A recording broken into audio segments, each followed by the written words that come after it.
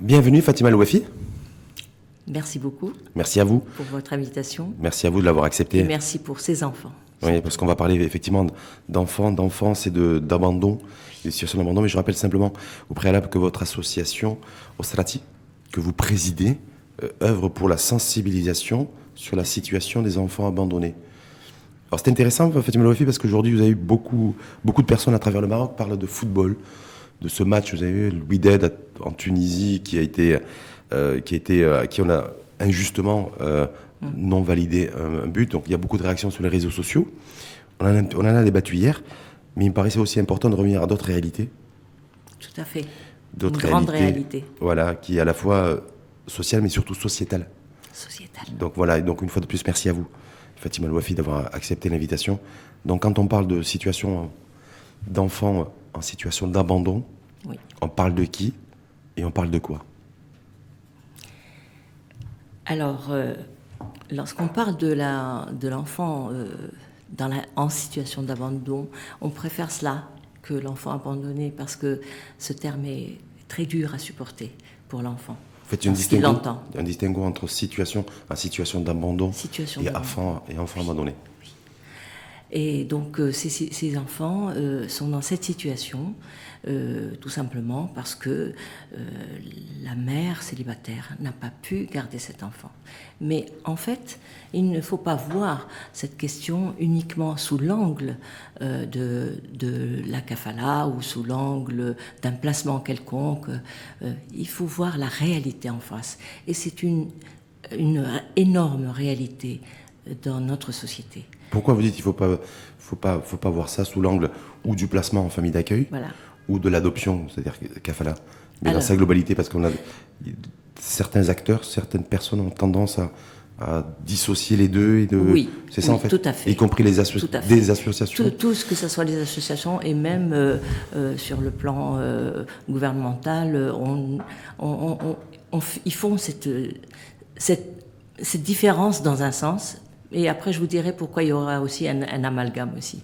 Alors, il faut considérer cette problématique dans la protection de l'enfance. Il ne faut pas qu'elle soit unique pour telle ou telle situation. Non, l'enfant, c'est un enfant qui a besoin d'une protection. Et cette protection, elle démarre déjà je dirais pas à sa venue au monde. L'enfant déjà avant qu'il naisse, eh bien il faudrait tout de même incomber la faute à ceux qui l'ont déjà mis au monde. Donc c'est-à-dire les parents. Et les parents, il faudrait déjà que le père puisse reconnaître cet enfant. Ça résoudrait beaucoup de problèmes. Ensuite, il y a la mère qui reste toute seule. Cette femme, elle se retrouve seule. Et souvent, ce sont des mineurs. Ce ne sont même pas des jeunes femmes, ce sont des mineurs. Dans la majorité des cas, c'est des mineurs. Pas la majorité, mais une grande partie, ce sont des mineurs. Comment, déjà, elle-même a besoin de protection. Comment voulez-vous qu'elle puisse protéger cet enfant? Ça veut dire, Fatima Louafi, est-ce que ça veut dire que du coup, les enfants en situation d'abandon, parce que c'est comme ça que vous souhaitez qu'on les présente plutôt qu'abandonnés, ça découle essentiellement de grossesse non désirée? Ou pas, parce que des fois dans l'esprit des gens on se dit c'est plutôt la pauvreté, c'est plutôt la précarité sociale. Ce sont des grossesses non désirées, certes, parce que souvent ces petites, elles ont des promesses de mariage. C'est normal, vous savez, toute jeune fille, elle rêve du prince charmant, et voilà, donc elle se retrouve un jour avec un enfant sur les bras. Et que va-t-elle faire de cet enfant que la société ne l'accepte pas? En premier, ses parents ne l'acceptent pas. Elle ne peut pas travailler parce qu'il faudrait qu'elle laisse cet enfant quelque part. Personne ne peut s'en occuper. L'État n'a rien mis en place dans ce sens-là. Il faudrait aider ces jeunes femmes tout de même. Leurs enfants n'ont aucune protection sociale. Absolument aucune. Ils ne sont pas reconnus. Pourquoi? Parce que ce sont des enfants civil. qui sont nés hors mariage. Et ça, ce problème, il est aussi dans la Moudouana. Oui. Il y a un article de On la va en parler. Moudouana qui dit que n'est reconnu que le mariage, que les unions légales. Attendez, mais on peut pas se couvrir les yeux. Sur les enfants nés hors mariage, est-ce qu'il faut déjà reconnaître des relations intimes hors mariage? Est-ce que ça va de facto? Parce que j'ai l'impression qu'on va y aller, parce que c'était tout un écosystème, j'ai l'impression Oui. il faut prendre les choses dans leur globalité. Oui. Mais de se dire aujourd'hui, ces placements, familles d'accueil, dans des centres ou des orphelinats, et adoption, parce que vous, je le disais tout à l'heure en préambule, l'association Osrati, c'est essentiellement, et ce n'est que l'adoption kafala. C'est l'adoption par kafala, oui, tout à fait. Est-ce que c'est, quoi qu'il en soit, est-ce que c'est des deux démarches complètement différentes, et deux situations aussi, deux réalités différentes? Voilà, c'est là où je veux en venir. Oui. Alors, c'est pourquoi je commence à parler de la protection générale, d'une manière générale. Il ne faut pas voir simplement l'enfant en kafala ou l'enfant en ceci, en cela. Il faut commencer dès le départ. Donc déjà, la mère célibataire doit être aidée, c'est sûr, pour garder cet enfant, pour pouvoir travailler. Si cette mère ne peut pas le garder, elle est dans une incapacité quelconque, eh bien, il y a la famille élargie. Il faut essayer de mettre en place là. Il faut aider ces familles aussi. Souvent, elles sont dans la précarité. On aide par le dialogue, on aide matériellement, on aide voilà, par la communication, comment ça se passe? Les deux. Matériellement, bien sûr, parce que tout de même, ce sont des familles qui sont dans l'incapacité de matériel, voilà, de garder cet enfant. Et puis, évidemment, il faut mettre en place les assistantes sociales, les psychologues, etc., pour aider justement à ce que ces familles gardent cet enfant. Alors, s'il n'y a pas cette famille élargie, c'est ce qu'on appelle la famille élargie, s'il n'y a pas cette famille élargie, l'enfant doit aller en kafala. C'est clair, il doit aller. Pourquoi? Quand vous dites aller en kafala, c'est-à-dire aller dans un centre où il est pris en charge, ou aller dans ou s'inscrire dans une démarche progressive d'adoption? Alors, c'est ce qui se passe maintenant. Ils sont placés dans des centres et après ils partent en kafala quand ils partent en kafala, parce que c'est pas souvent. Mais surtout les garçons, c'est eux qui restent le plus longtemps dans les centres, qui ne sont pas. Les centres, les orphelinats. Pardon. Les centres, les orphelinats, vous les invitez? Oui. Bon, nous on essaie de ne pas en parler, de dire orphelinat, mais c'est plutôt des centres d'accueil d'enfants, des dar atfal, voilà. Mais quand vous dites c'est les garçons restent le plus longtemps dans les centres que les filles? D'abord, ce sont les garçons qui arrivent. C'est pas qu'ils restent, c'est qu'ils arrivent d'abord, parce que les familles préfèrent avoir des filles.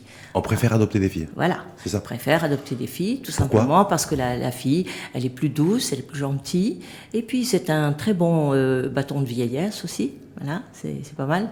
Mais par contre, les garçons sont turbulents, etc.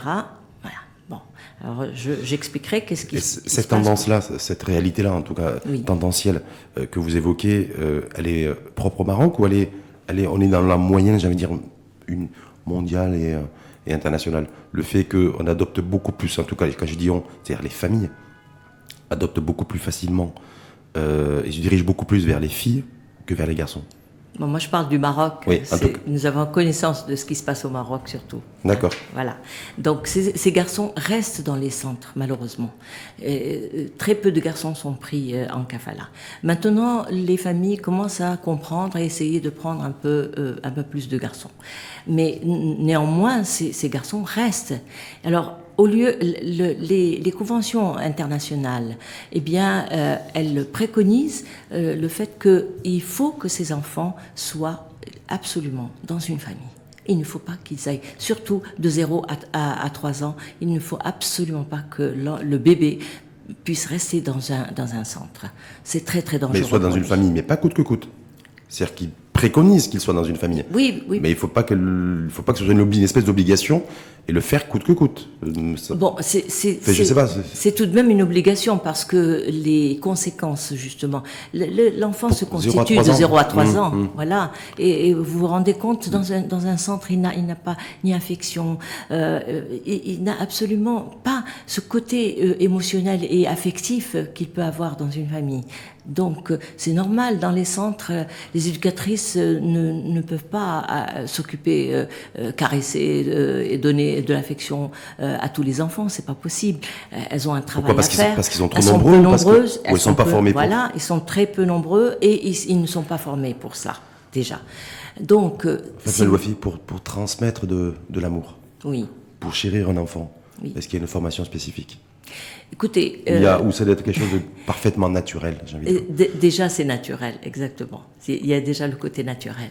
Mais de toutes les façons, un enfant qui va être pris en kafala, c'est un enfant qui va être dans sa famille. Et c'est ça la différence qu'il faut faire avec la famille d'accueil ou bien le centre, l'enfant qui reste dans le centre. L'enfant, lorsqu'il va dans une famille, surtout quand il est tout petit, eh bien, pour lui, cette famille, ce sont ses parents. Et c'est ça que nous voudrions que tout le monde comprenne. Ce sont ses parents, qu'on le veuille ou non. Ça, vous dites ça parce que il y a pas longtemps d'ailleurs, il y a quelques jours, c'était le 25 mai, c'est la journée nationale de l'enfance. Oui. Il y a un collectif qui s'est créé ou recréé pour recréer une nouvelle dynamique, oui. Mais beaucoup plus pour le placement. Alors, c'est le collectif. Ils ont créé le collectif Famille d'accueil, et c'est une excellente chose. Pour la simple raison que vous avez des enfants qui ne partent pas, je vous disais tout à l'heure, les garçons, eh bien, pour quelle raison devraient-ils rester dans les centres? Il est préférable qu'ils soient dans des familles, qu'ils soient inclus Donc dans une démarche d'adoption de kafala? Non, pas du tout. Alors c'est là la différence. Oui, c'est pour ça que je vois pas trop la différence entre les deux. Voilà, alors la différence, la famille d'accueil, il n'y en a pas au Maroc, il n'y a pas... si vous voulez, dans le fond, dans la tradition marocaine, il y a toujours eu cet accueil. Donc toutes les familles marocaines ont toujours accueilli des enfants qui étaient dans des situations pareilles. Mais on ne leur a pas donné ce qu'il fallait. Or, la famille d'accueil, quand vous voyez les familles d'accueil installées à l'étranger, eh bien, ce sont des familles d'accueil qui sont d'abord payées pour ça. Par l'État? Eh oui, sont salariés.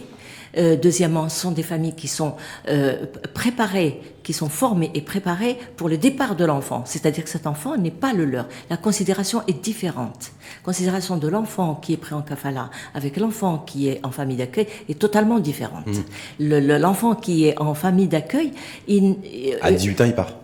Un jour, il est susceptible de partir. Il est susceptible de partir. Voilà. À la majorité. Voilà, exactement. En il kafala? est susceptible de partir. En kafala? En fait, ce que nous désirons tous, que ce soit le collectif kafala ou le collectif, ce nouveau collectif famille d'accueil, c'est que les enfants ne restent pas dans les institutions. C'est mortifère pour l'institution. Donc, c'est la raison pour laquelle il faut d'abord qu'ils aillent en kafala. Ceux qui ne vont pas en kafala, les enfants, on parlait tout à l'heure des garçons qui restent. Pour quelle raison resteraient-ils dans les centres? Il vaut mieux qu'ils aillent dans les familles d'accueil. Oui, ce serait beaucoup mieux. Justement, par rapport à ça, Fatima Louafi, il y a combien officiellement? Je sais qu'on va pas rentrer dans une bataille de chiffres, c'est toujours difficile d'avoir des chiffres, des chiffres qui font l'unanimité, sur lesquels on peut se mettre d'accord pour construire demain des politiques et des stratégies pour permettre d'eux. Et il y a combien d'enfants en situation d'abandon au Maroc chaque année? Est-ce qu'on a des chiffres là-dessus fiables, vous qui êtes sur le terrain depuis des années et qui connaissez très bien le sujet, voilà. Situation d'abandon? Ben écoutez, déjà, il y a quelque chose comme... ça, c'est une association de mères célibataires qui a fait une étude, et il en est sorti que il y a 27 200 enfants nés hors mariage, déjà. De ces 27 000, il y a 8 700 bébés, 8 700 naissances, et donc ce qui fait 24 enfants par jour. Donc ça veut dire qui sont abandonnés. Fatima Louafi, ça veut dire simplement, parce que j'ai une petite tête, ça veut dire qu'il y a grosso modo aujourd'hui 8 700 enfants en situation d'abandon, presque 9 000 chaque année, qui sont abandonnés. Voilà, donc ça veut dire que c'est un abandon toutes les heures. Oui, exactement. Il y a combien d'enfants adoptés maintenant pour mettre en équation essayer de faire parler les chiffres et les analyser. Oui. Donc 8700 situations d'enfants, 8700 enfants en situation d'abandon. Combien d'enfants en situation d'adoption? Alors, en situation de kafala, vous voulez dire, c'est ça? Oui. Écoutez. Oui, parce que nous, c'est kafala, l'adoption. Oui. Notre concept, j'allais dire, de l'adoption, c'est l'adoption. Et la tutelle, en sur un enfant. En réalité, c'est l'adoption. Parce que là, l'enfant, il est vraiment dans sa famille. C'est ça, la différence. Eh bien, je n'ai pas tout à fait les chiffres exacts des adoptions. Fourchette. Mais en tous les cas, il doit y avoir quelque chose comme à peu près 2000 enfants. C'est ce que j'avais noté. Voilà, 2000 enfants d'après si je retranche 8700 à 2000, ça veut dire qu'il en reste 6700. Mais vous savez... Quand je dis il en reste, il y a 6700 enfants. Qui s'en occupe? Tout à fait. C'est énorme. D'accord. C'est énorme. Mais chaque année. Mais vous savez qu'il y a aussi des enfants dont on n'a absolument pas connaissance et qui passent par des réseaux tout à fait spéciaux. C'est-à-dire spéciaux? C'est-à-dire, c'est des enfants qui sont donnés directement de la mère à une famille. Et on ne sait absolument pas du tout ce qu'il en est de ces enfants. Vous voulez dire un petit peu le circuit dit informel? Un circuit informel, voilà. Oui, mais informel, mais c'est dommage pour ces enfants parce que ces enfants n'étant pas sous l'effet de la justice, enfin légal. En tout cas, dans un cadre juridique. Dans un cadre juridique, eh bien, automatiquement, il peut y avoir des abus. On ne sait pas ce que deviennent ces enfants. Est-ce que sur les 6700 enfants qui restants, ce qu'on disait en situation d'abandon, donc abandonnés, qui ne sont pas dans le circuit de l'adoption, en tout cas formelle, le kafala, est-ce que flexibiliser, libéraliser, simplifier la procédure kafala pourrait permettre de réduire ce gap et d'avoir des situations qui soient beaucoup moins nombreuses et moins dramatiques? Oui, écoutez, simplifier... D'une certaine manière, il y a certaines formalités qu'il faut simplifier. Les lourdeurs, entre autres, les lourdeurs bureaucratiques. C'est ça qui fait que la kafala tarde, d'accord?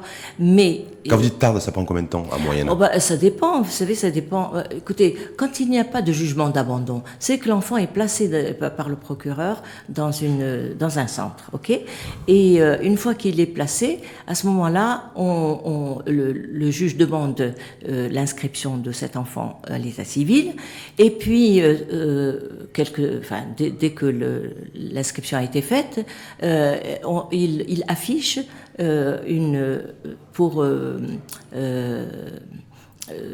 avoir l'abandon de cet enfant. C'est-à-dire si personne ne vient réclamer, une fois que c'est affiché, si personne ne vient réclamer l'enfant, est déclaré abandonné. Au bout de 3 mois, il est déclaré abandonné, et là, il y a un jugement d'abandon qui se fait. Mais des fois, ça tarde.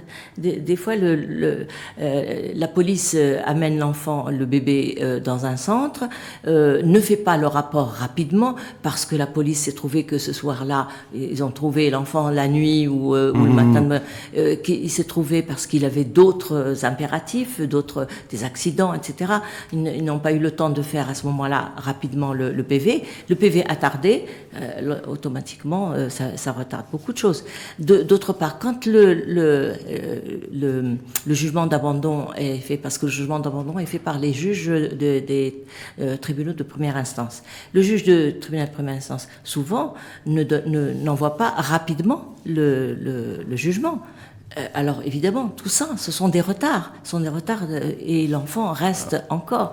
Et ça, c'est dramatique pour l'enfant, parce que vous savez que 3 mois de vie d'enfant, eh bien, il a une année en moins, un mois en moins, 1 mois sur 3 mois.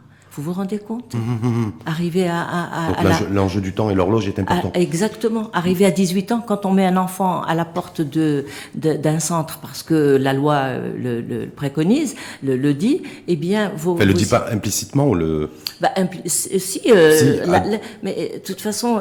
à 18 ans, il faut... tu te débrouilles. Mais oui, mais c'est ça. Tu quittes l'orphelinat, tu quittes le centre. Voilà.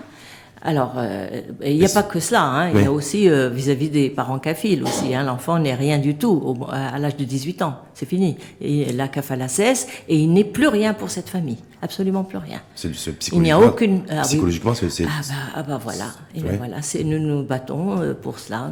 Quand vous dites nous battons, ça veut dire que ça avance pas, ça On essaye de demander que justement, ça fait partie de nos recommandations que nous avons données à Monsieur le ministre et dans laquelle... Quand vous dites Monsieur le ministre, c'est le ministre de la Justice. Oui, Monsieur Ahmed Ojal, en l'occurrence. Oui, Ahmed Ojal.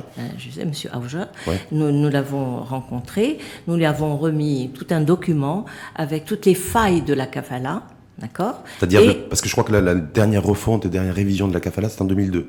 Oui. Il y a à peu près 17 ans, c'est ça? Oui, mais attendez, depuis 2002 à 2019, les temps ont changé. Oui. Hein, le Maroc a beaucoup changé d'ailleurs. Voilà, le monde Maroc aussi, a beaucoup changé, la mentalité aussi a beaucoup changé. La société a beaucoup changé. Voilà, et donc il faut... Et que vous a dit le ministre en charge de la justice et de la réforme d'ailleurs de la justice. Oui, de la réforme de la justice. Oui. Écoutez, il est plutôt moderniste en plus, lui. Oui, nous avions un grand espoir. On a été un petit peu déçus lorsque quelques jours après, il a sorti justement cette annonce dans laquelle il bloque absolument les kafalas à l'étranger. Bon, on comprend en arguant. C'est-à-dire grosso modo pour qu'est-ce qui a changé ou qu'est-ce qui n'a pas changé ou qu'est-ce qui a été reconduit et décidé, c'est-à-dire que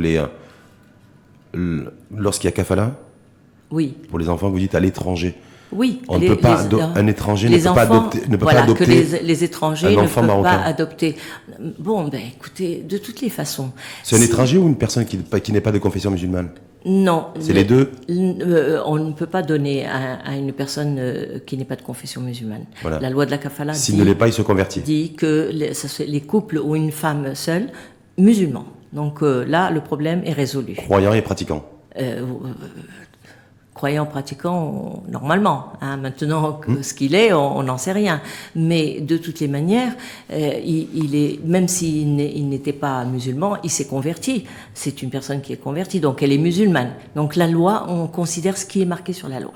Ce qui est marqué sur la loi, c'est ça vous acteur associatif, ça vous pose pas de problème? Ah ben non, pour nous, voilà. Qu'est-ce qui vous pose problème? L'héritage? Eh bien, beaucoup de choses nous posent le problème en ce qui concerne la kafala. Il y a l'héritage.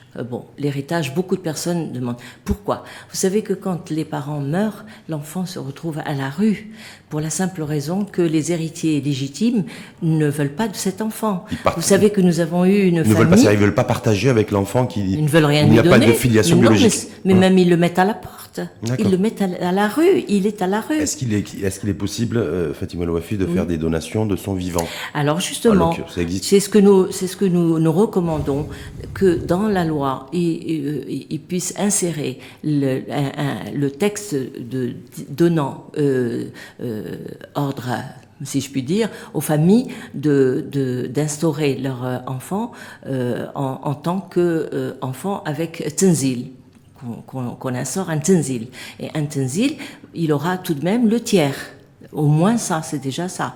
Bon, maintenant, il peut y avoir aussi le testament, mais de toutes les manières, que ce soit le tenzil wasiya ou hiba, ça ne dépasse pas le tiers. Et non seulement cela, mais si vous avez 2 et 3 enfants en kafala, eh bien, ils se partagent ce tiers. Alors, et quand on a 2, 3 enfants qui sont des filles et qui ne sont pas des garçons, est-ce que c'est plus compliqué ou c'est la même chose là? Non, c'est la même chose, c'est le tiers. C'est le tiers, c'est une donation. J'allais dire, je vais une petite, sans vouloir faire de l'humour noir, hein, comme on dit, il y a au moins égalité là. Parce qu'on est dans une société où en termes d'héritage, il y a inégalité, c'est dénoncé par beaucoup d'associations d'ailleurs. Ce n'est pas compté comme un héritage. Entre les garçons et les filles, les hommes et les femmes. Oui. Vous, en l'occurrence, en situation de kafala, qu'on soit garçon ou fille, on est sur le même pied d'égalité. Non, en ce qui concerne justement ces donations. C'est pour les donations, oui. Mais les donations ne rentrent pas dans un héritage. La donation, c'est quelque chose de particulier, de personnel. Vous voulez donner un bien, vous le donnez, mais vous ne donnez pas plus du tiers. Voilà, c'est ça, les donations. C'est plafonné un tiers. Plafonné un tiers. Alors, vous voyez, un bébé, les parents meurent, il a 3-4 ans. Vous voyez comment la famille légitime va spolier tout ça. Et est-ce qu'il aura droit à quelque chose? Même pas. Donc, bon, il y a le juge de tutelle tout de même qui est normalement est là. Hein, c'est lui qui est le gardien des biens de l'enfant. Parce qu'il nous reste juste quelques minutes là. Est-ce que parce qu'il est ce qui est dans l'air du temps ou ce qu'il était en tout cas il y a quelques temps, c'est une nouvelle dynamique qui pourrait être impulsée et initiée au niveau du code de la famille, qui a été réformé, lui en 2004. C'est-à-dire hasard ou coïncidence. Après la loi de la kafala. Kafala 2002, code de la famille 2004. Donc la kafala devrait être maintenant réajustée à la Modouana. C'est ce que vous espérez? Ben oui, c'est ce qui va être fait, selon vous?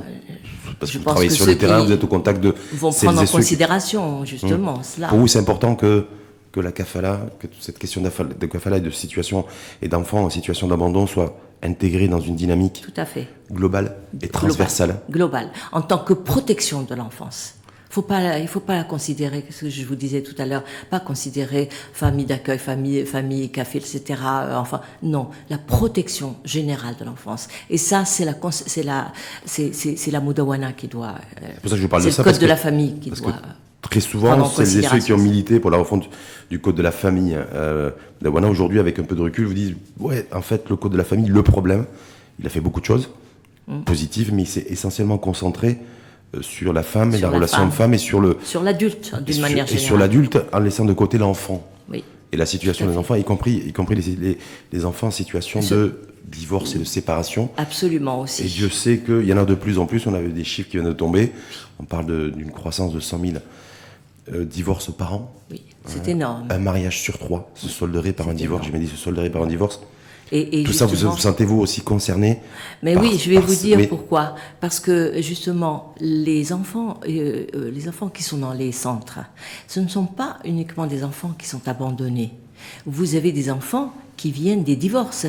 Vous avez des enfants qui viennent de parents malades, des enfants qui viennent de parents incarcérés, des enfants qui viennent de familles dans la précarité. Chacun a son histoire. Donc en fait. Ces enfants-là, justement, qui ne peuvent pas être pris en kafala, pour la simple raison, ils ne sont pas adoptables. Parce que le juge de tutelle ne peut pas les donner en adoption, cela, ne peut pas les donner en kafala. Oui, parce qu'ils ont leurs parents qui sont connus et reconnus et qui ont reconnu l'existence de l'enfant. Exact, ils ne peuvent pas. Donc, ces enfants-là, eh bien, il faudrait légiférer la famille d'accueil. Parce que la famille d'accueil n'a pas de loi qui puisse la régir. Et c'est ça, il faut une loi qui va régir il faut la créer, cette loi. Cette loi, et en fait, qui permet de donner un statut aux familles d'accueil, en fait. Aux familles d'accueil. Avec une prise en charge financière, également. De toute façon, je sais pas, parce que l'argent, malheureusement, c'est le nerf de la guerre, comme on dit, et qu'il faut bien trouver aussi une option, une solution financière. Oui, mais justement, alors c'est là la différence avec la kafala. Parce que si l'État veut faire des économies, eh bien, il est préférable de donner l'enfant à une famille kafile. Parce que l'État est déchargé totalement de cet enfant. Ça lui coûte rien financièrement. Ça ne lui coûte rien, justement. Alors qu'en centre d'accueil, ça lui coûte des sous? Ça lui coûterait quelque chose. Et je vais vous dire quoi. Ça lui coûterait de faire une préparation de ces familles, de toutes les familles d'ailleurs. Non seulement les familles kafiles, mais les familles qui seront en famille d'accueil. Il faut les préparer à recevoir ces enfants. Psychologiquement. Il faut les entretiens, préparer. l'accompagnement. Voilà. Donc, il faudrait d'abord qu'il y ait un statut des assistantes sociales. Les assistantes sociales, vous savez, elles travaillent sans statut. Et ce n'est absolument pas normal. Elles n'ont pas le droit de regard même dans les tribunaux, etc. Ou dénoncer les situations. Oui, il faut beaucoup d'assistantes sociales. Il faut beaucoup de psychologues. Parce que ces familles, il faut les évaluer. Ces parents qui vont venir prendre un enfant, il faut les évaluer. Alors on vous dira, les familles prennent les enfants en kafala et puis les rendent quelques années après. Il n'y en a pas beaucoup. Il n'y en a pas beaucoup. Non. Non. Si je vous dis un chiffre, en préparant l'émission Fatima Louafi, on me dit qu'il y a à peu près 20%, un quart des enfants qui, au bout d'un an, reviennent à l'orphelinat. Voilà, vous confirmez ou vous confirmez pas? Même moins. Parce que un peu moins de 20%, un peu moins d'un quart. Je vous assure que j'ai eu des chiffres par trois centres, et 3 centres quand même importants. Oui. Eh bien, c'est quand même bien moins. D'accord. Bien moins que ce chiffre-là, D'accord. actuellement. Parce qu'il y a ce chiffre-là qui circulait, je suis Voilà. tombé dessus hier soir. Alors, il n'y a pas de préparation des familles. Il faut absolument préparer ces familles. Il faut les évaluer. Comment voulez-vous Les expertiser aussi psychologiquement. Oui, Non, mais il n'y a pas de mal, je quand pense. je dis non, mais sans dire expertise, mais évaluer le côté psychologique de ces familles, et voir si vraiment ce sont des familles qui sont dans le don à cet enfant. Hein. Parce que en fait, les familles viennent prendre un enfant parce qu'ils veulent, c'est eux, ils veulent combler un vide chez eux. Ils veulent avoir un statut social. C'est très important. Au Maroc, nous avons ce problème. Une fille qui n'est pas mariée, elle ne rentre pas dans le cadre social. Une femme elle est hors norme, comme on dit. Elle est hors norme. Une femme qui n'a pas sociale. d'enfant, elle est hors norme. Donc, déjà, cet enfant, il y a des familles qui les prennent tout simplement pour avoir un statut social. Et rentrer dans ce cadre-là. Voilà. En tout cas, j'ai bien compris. Vous attendez vivement aussi. Alors on n'attend pas. Je continue sur cela. La préparation des familles, très importante. Et puis l'accompagnement, parce qu'il suffit pas de les préparer puis de les laisser aller dans la nature. Et puis faire un suivi. Alors pour en revenir à ce que justement disait Monsieur le ministre précédent et celui-ci, que on ne peut pas donner des enfants à l'étranger parce que on ne peut pas faire de suivi. Parce que d'ailleurs il y a un article justement qui parle de cela, disant que l'enfant doit être suivi par le juge de tutelle. Or le juge de tutelle est ici et ceux qui vont à l'étranger ne peuvent pas venir donner des éléments sur leur enfant au juge de tutelle au Maroc. Donc on ne peut pas faire de suivi. Mais attendez, il y a bien des conventions bilatérales qui se font. Enfin, surtout au niveau de protection de l'enfance, il y a une convention internationale. Voilà. Les pays d'Europe, au lieu de faire avec chaque pays, ils n'ont qu'à faire une convention bilatérale avec l'Union européenne, et elle va couvrir tous ces pays-là. Oui, seulement il faut que les 28 pays européens soient d'accord. Hein. Oui, mais bon. Ça c'est à discuter avec l'Union européenne. Mais il faut faire. Il faut avancer dans ce sens. Voilà, aussi. parce que de toutes les manières, ils vous disent oui. La loi instaure un suivi. Disons que le juge de tutelle informe le consulat de ce pays. Mais attendez, le consulat de ce pays, consulat marocain, est-ce qu'il a le droit d'aller faire des enquêtes dans les familles locales? Il n'a pas le droit.